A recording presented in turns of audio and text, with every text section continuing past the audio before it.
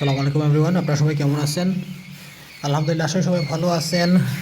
প্রথমে বোর্ডিংয়ে যে বাচ্চাগুলো দিছিলাম এগুলো আজকে বোর্ডিং থেকে বের করে ফেলছি।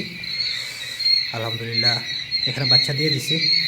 মাশাআল্লাহ, বাচ্চাগুলো সুস্থ আছে, তবে যেহেতু ওয়েদারে খুব ঠান্ডা তাই ওদের একটু ঠান্ডা লাগতেছে। বাট সমস্যা না, আমি রুমে পর্যাপ্ত লাইট দিয়ে রাখছি, প্লাস হচ্ছে রুমটা টোটালি বন্ধ করে দিছি।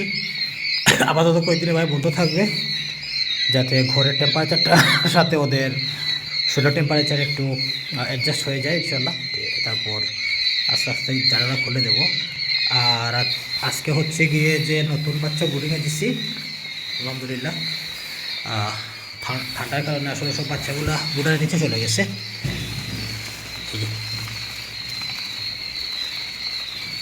বাচ্চাগুলো সব বোর্ডের নিচেই গেছে। ইনশাল্লাহ তাদের যার যতটুকু প্রয়োজন তারা তাপ নিয়ে আবার নর্মাল হয়ে যাবে ইনশাল্লাহ। সবাই ভালো থাকেন, সুস্থ থাকেন। আসসালামু আলাইকুম।